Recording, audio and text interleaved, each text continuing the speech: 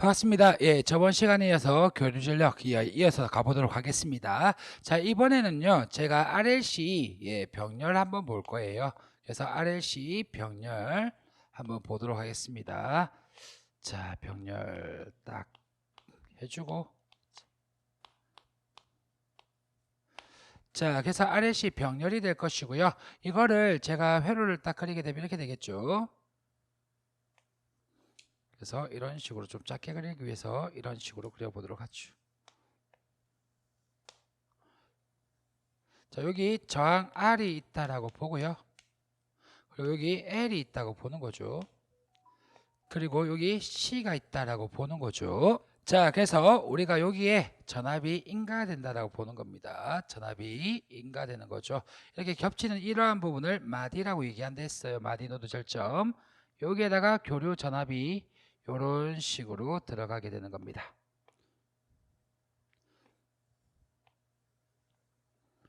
자, 여기 전압이 인가되는 거고요. 여기 전류가 흐르는 거죠. 그래서 병렬일 때는 제가 전압이 일정하다라고 얘기를 했어요. 자, 그래서 이것을 이제 우리가 3장에서 우리가 RLC 병렬 회로를 봤었는데 KCL로 이거를 이제 전력의 관점에서 볼 거거든요. 그렇든 둥 말든 둥 간에 우리는 우리 요 전류에 관해서 좀 보도록 하겠습니다. 그래서 이 전류가 인가되게 되면 R에 흐르는 전류, L에 흐르는 전류, C에 흐르는 전류로 나눠진다라고 얘기를 했습니다. 자, 그래서 여기 KCL이 적용되는 거죠. 그래서 KCL을 한번 쓰고 시작하도록 하죠. KCL이 되겠습니다. 이때 들어온 전류, 마디로 유입되는 전류, 마디로 유입되는 전류는 나가는 전류 IR. 자, 그리고 IL 그리고 IC 요 전류의 합과 어떻다? 같다라고 하는 거죠. 그래서 얘도 다시 방향성을 나타내는 화살표를 제가 그려놓도록 하죠. 자, 이렇게 될 것이고 병렬일 때는 전압이 일정할 거기 때문에 이 식을 적게 되면 R분의 V라고 해서 적어지게 되겠죠. 이때는 J가 안 붙어 있으니까 실수 방향으로 갈 것이고요. 그리고 여기 같은 경우에는 우리가 플러스 J 오메가 L분의 V라고 쓸 수가 있겠죠. 자, 그리고 여기에서는 우리가 플러스 J 오메가 C분의 1분의 V라고 쓸 수가 있다라고 얘기를 했습니다. 자, 이렇게 될 것이고 이때 우리가 쓰게 되면 이때 전압으로 묶어낼 수가 있다라고 얘기했죠. 그래서 이것을 I는 V로 묶어낸 다음에 좀 밑에다 적어야지 되겠죠. 자, I는 V 이렇게 먼저 적어두고 나서 V로 묶을 겁니다. 전압이 일정하니까. 자, 이렇게 될 것이고 이렇게 적어지겠죠. R분의 1. 자, 이렇게 될 것이고 여기에 마이너스 J, 분모에 J가 있으면 안 되니까. 그리고 이것을 유도성 리액턴스라고 하는 거니까 유도성 리액턴스 분의 1이라고 제가 쓸 수가 있겠죠. 자, 그리고 여기는 우리가 법무수 하게 되면 플러스 J가 될 것이고 이 부분을 용량성 리액턴스라 보는 거니까 XC분의 1이라고 할 수가 있겠죠.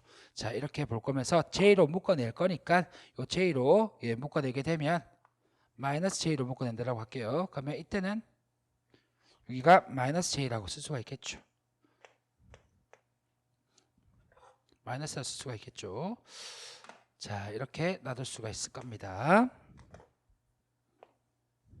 자, 그렇게 했을 때 이 부분을 우리가 어드미턴스라고 얘기를 하는 거니까 얘를 VY라고 할 수가 있겠죠. 여기다 쓸까요?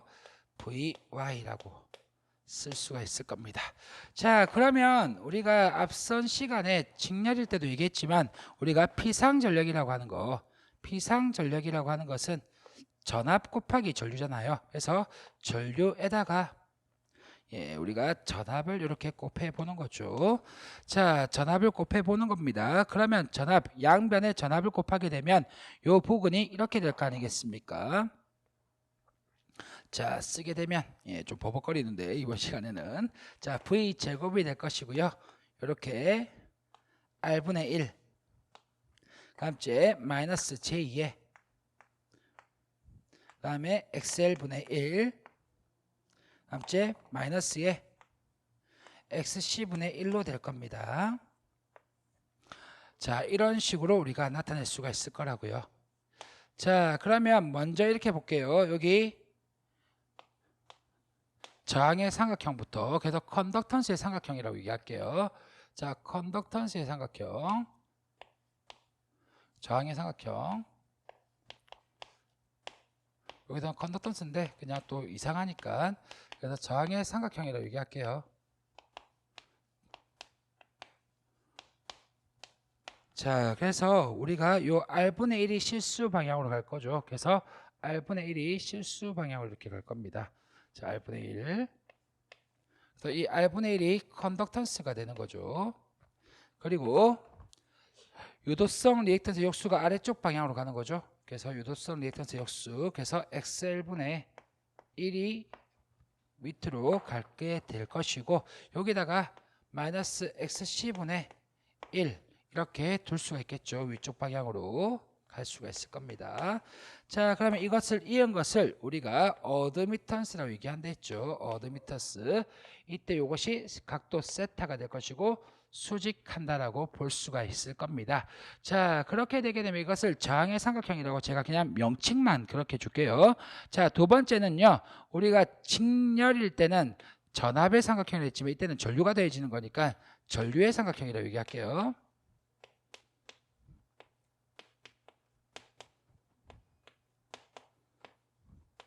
그래서 직렬을 보든 병렬을 보든 우리 문제에서는 L이 더 크다라고 보거든요. 그래서 L이 더 크다라고 봤을 때 이렇게 앞에 요게 XL분의 1, 더 크다라고 요 계산한 값이 더 크다라고 보는 겁니다.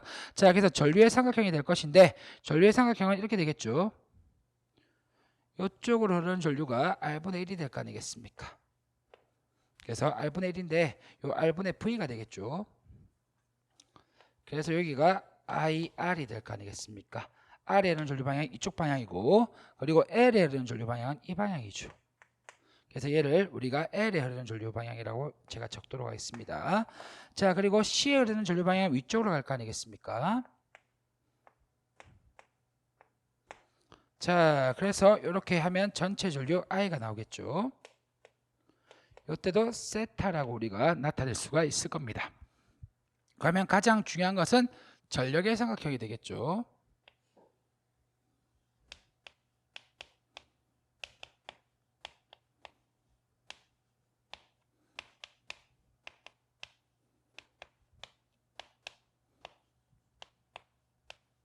자, 전력의 삼각형이 될 것이고 좀 크게 그릴게요.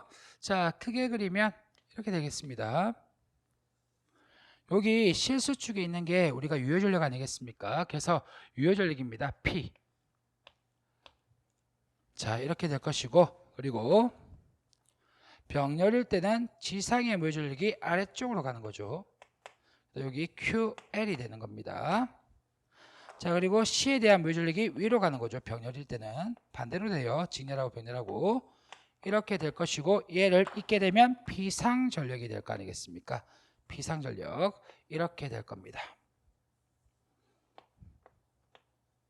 그럼 이때도 세타라고 얘기할 수가 있겠죠.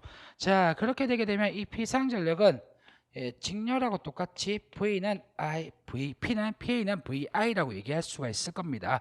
그런데 여기 딱 보시면 제가 여기 식에다가 양변에 V를 곱했잖아요. 그러면 얘도 V만 곱했다라고 보는 거니까 이렇게 써도 안 될까요? V 제곱 Y라고. 맞죠?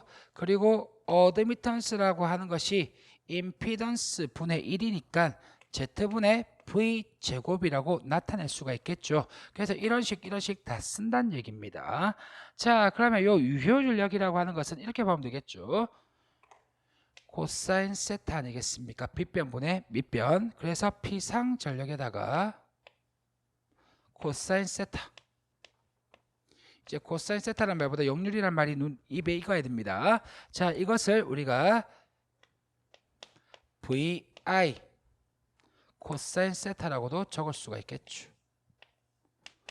자, 그리고 여기에서 딱 따라오게 되면 우리가 이렇게 하게 되면 유효 전력이 되는 거죠. 그리고 이렇게 곱하게 되면 무효 전력이 되는데 이때 L에 대한 무효 전력은 마이너스 방향 아니겠습니까? 그리고 이렇게 곱하게 되면 우리가 플러스가 되겠죠. 마이너스니까 플러스 JQ. 그래서 이걸 안 적어놔서 수학생들이 헷갈릴 수 있을 것 같아서 적었습니다. 자, 그래서 이렇게 보게 되면 유효 전력은 R분의 V 제곱을 쓸 수가 있겠죠. 그래서 R분의 V 제곱, 그리고 저항의 역수를 컨덕턴스라고 하는 거니까 GV 제곱이라고도 쓸 수가 있을 겁니다. 확인 부탁드리고요.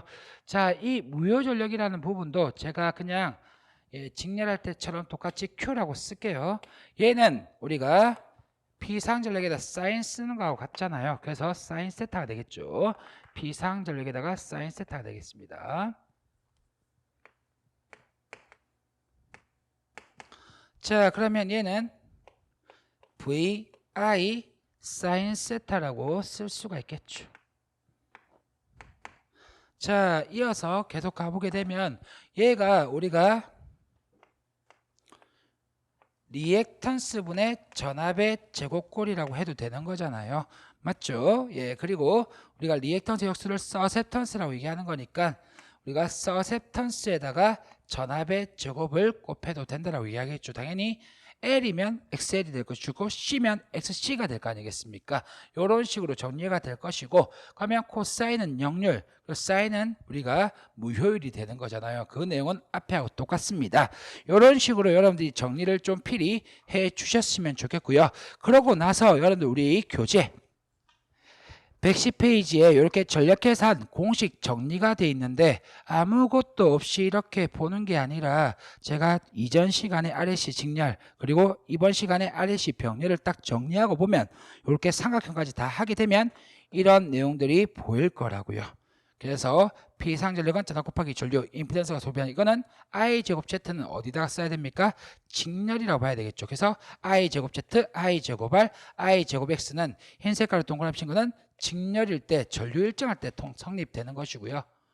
그리고 여기 Z분의 V제곱 그리고 Z분의 여기 Z분의 V제곱에 R이라고 되어 있는데 이것을 정리하면 R분의 V제곱이 돼요. 그래서 R분의 V제곱을 정리해 놓고 이렇게 동그라미 치시고 이것도 정리하시면 예, 우리가 X분의 V제곱이라고 쓸 수가 있어요. 그래서 이거보다 예, 또 헷갈리실 수 있으니까 이렇게 정리하지 마시고요.